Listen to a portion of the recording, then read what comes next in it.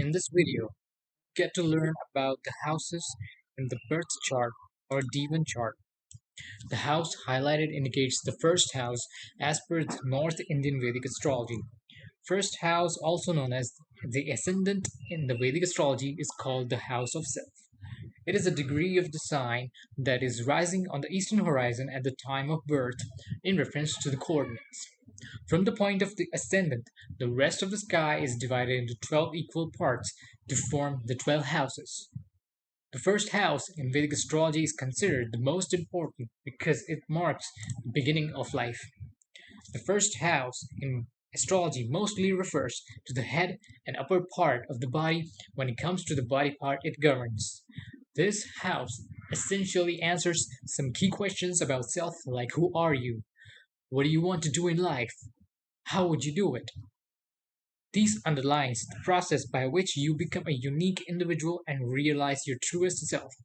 It is the sum total of your personality, both inner self and outer shell. First house in horoscope represents the personality, physical appearance, character, temperament, self identity, strengths, weaknesses, physical constitution, as well as health. By studying the sign and the planets in the first house, we can easily decipher a lot about one's inner and outer self. The position and the strength of the first house lord is very important in carving the destiny of a person. The first house influences our choices, preferences, likes and dislikes, and general attitude in life. First house mostly relates to the public appearance or how the world perceives you. The first house is called Tanu Bhav in Vedic astrology. Tanu means the body. It is because the first house is the karka of one's individuality, looks, sexual appeal, attraction, bodily features, and strength. It gives a clear picture of whim and vigor, and overall health and well being. Moreover, its astrological analysis also tells about upcoming misfortunes and mishaps. The first house, thus, is the most important house in terms of making astrological predictions. Moving forward to the second house, the house highlighted indicates the second house as per the Vedic Indian astrology. From the early environment of the first house, one moves to the second house, which is related to immediate family and growing up. It is often referred as the house of possessions. This is because it reflects all that we own material goods, accumulated wealth, possessions, and relations. This house also refers to our feelings, emotions, younger siblings, how we relate to them, and also our abilities as possessions. How we use these possessions lead to a fulfilling life also comes under the realm of the second house. The most common possession it rules includes one's finances, valuables, material goods, precious stones, ability to earn, and fortune.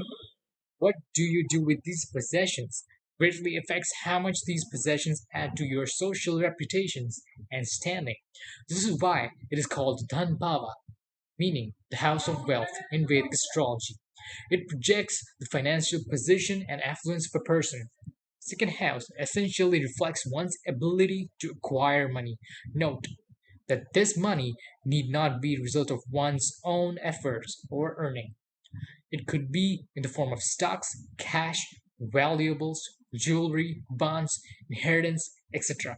So the second house doesn't relate to career or profession, but one's financial position. Saving, budgeting, and how you acquire and manage debts also comes under the domain of second house in astrology. As for physical attributes and body parts are governed, second house rules the eyes, lower part of your face, neck, throat, mouth, cheeks, chin, nose, nails, teeth, tongue, etc. Second house represents one's capacity of verbal expression. It is the karaka of speech. Moreover, the indulgence and food preferences are also governed by this house. Our bad habits and vices can also be seen by analyzing the second house. Moving forward to the third house that is highlighted. Third house in the Vedic astrology relates to the communication, journeys, brothers, sisters, creativity, mental intelligence, interests, habits, and inclinations. It uncovers the realm of your mental and creative capabilities. Majorly, third house gives communication and rules of our source of correspondence. How you exchange information, how you engage with people. It rules over different modes of communication and travel, such as telephone, media, TV, radio, postal, social media, telegraphy, journalism, publishing, writing, libraries, information technology, internet, broadcast, transport, tourism, railways, and so on. Communication here can be in any form, broadcasted, written, or spoken. It is called Sahaj Bhav, meaning house of courage in Vedic astrology. Most of the communication in the third house takes place between the native and his younger siblings or neighbors. How you harness communication to understand and adapt in the surroundings comes under the realm of the third house too. Third house also represents one's intelligence level. How you apply intellect in your communication in order to form mental connections also comes to play. Thus, communication in third house is not only spoken or written, but also subconscious, like telepathic connection between two individuals, most possibly between siblings. How we use our intelligence to think, process, and share informations and feeling in order to best adjust in our environment is governed by third house in astrology. Body part it rules includes shoulders, arms, hands, upper chest, lungs, collarbone, ears, and breathing canal. Moving forward to the fourth house. Fourth house in the Vedic astrology is all about your roots. This may include property, house, land, cattle, real estate matters, and possessions you have as vehicles. Everything that refers to the strong ties to your native place comes under the realm of this house. Relationship with mother, heritage, family values come under, and associations with homeland are also governed by the planetary position of fourth house of the horoscope. Overall, this is the house of domestic happiness and called Bandhu Bhava in Vedic astrology. The idea of home is central to the fourth house. It marks your journey of whether you build a house of bricks and mortar or a home of family values and ties. When you are able to get the best of the both worlds, you're at peace with yourself. Fourth house in Vedic astrology thus also refers to mental peace and emotional satisfaction. This idea is to create a sanctuary where everyone can live under one roof with compassion and love. Societal norms, material security, family history, ancestry, culture, lifestyle, and traditions also fall in the realm of this house. It refers to the domestic environment, the condition of your family in the later part of your life, how you handle familial issues. This suggests whether the person will have strong roots and immovable property, and if the person will enjoy the comfort of having family, owning a vehicle, and having a place to call home. This house also refers to other permanent material possessions that reflects one's heritage, such as antiques and family heirlooms. It also tells whether the person lives close to or moves away from the native place. Moreover, whether the native would have conservative values and a follower or traditions and customs or becomes a revolutionary also depends upon planetary placement in the fourth house. It also reveals a lot about your religious instincts. Fourth house also has an influence on our education. Fourth house essentially marks our journey from the womb to tomb. Womb refers to the mother, also Mother Nature, our dwelling place, from where we originate, and to where we are most attached. It refers to the roots from where we grow and the place we call home. On the other hand, it also refers to old age, our final resting place. Ground or earth from where we grow up is where we have to return one day, thus the full life cycle. The body part it rules includes chest, breast, and lungs. Moving on to the fifth house. Fifth house is about pleasure, what makes you feel good. Pleasure is often the output of creative acts you indulge in. So, fifth house in Vedic astrology essentially relates to self expression that brings you pleasure. It signifies your mental intelligence, the capability to create and innovate, bring novel ideas to old concepts. All the forms of creative expression are ruled by this house, including arts and writing. The good karma you performed in your previous life, how it manifests in the form in your artistic abilities, can also be seen through the fifth house. This essentially is the house dealing with everything you create, including children.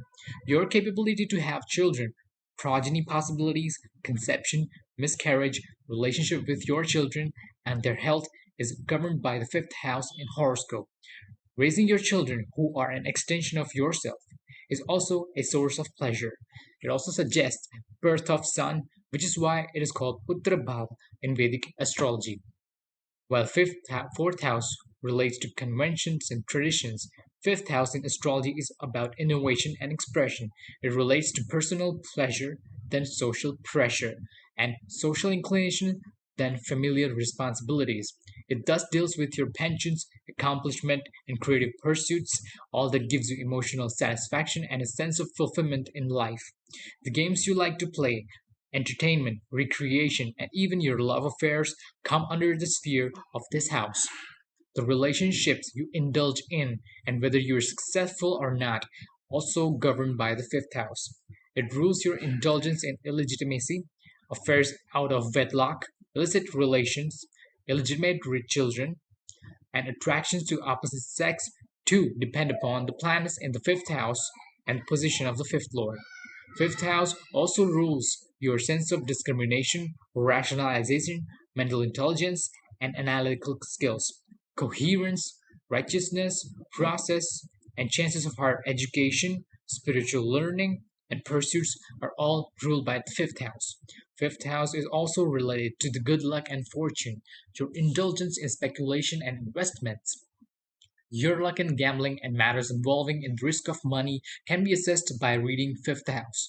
All the games, speculative affairs, where chance plays a role come under the fifth house significations such as puzzles, stock, shares, sudden gains, racing, lotteries, betting, dice, casinos, cards, etc. Body parts of the fifth house include stomach, upper and middle back, pancreas, and spine. Moving on to the sixth house. Sixth house in the Vedic astrology is mostly associated with health and well being. Maintaining a good health is also about building an ability to fight off adversities in life. We all do mistakes, face challenges, and have shortcomings. How we deal with these mishaps, such as diseases, misfortunes, opposition, enemies, and crisis, is what defines us as a person. Sixth house also denotes our fears and whether we can overcome them. Service and employment also are the central themes of sixth house in Vedic astrology. What lessons of service you learn in life, what work you should do, whom you should serve, who serves you, including servants and employees, and relationship with those who rely upon you for their food are all governed by the position of the sixth house in horoscope. It is important to keep yourself strong and prepared to face the adversities so you can be service to others, which again implies the role of health and diet. Your capacity to work hard and physical strength is also ruled by sixth house. Sixth house in Vedic astrology also relates to obstacles, debts, difficulties, and enemies. The ability to overcome this and win over opposition. Sixth house is mostly related to the healers, such as doctors, as well as those who have most servitude, such as police and military. What illnesses you are most susceptible to? How long do you take to recover? What part of your body is most vulnerable to injuries? Strength of your immune system and the duration of the illness all comes under the domain of the sixth house. This house also rules over diet. What food you eat along with your daily lifestyle and routine is this what affects your health to a larger extent. Referred to as Shatru Bhava in Vedic astrology, the body part it rules includes stomach, intestines, and digestive tract. The relationship you share with your labor, co-workers, maternal relatives are governed by the sixth house. It also represents disputes, litigations, conflicts you indulge, and your ability to manage them. Your wicked and sinful acts also come under sixth house terrain.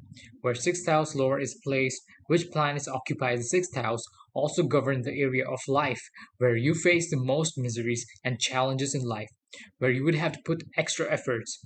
It denotes self discipline, servitude, severity of acts, selfless service, and ability to work towards better economical position.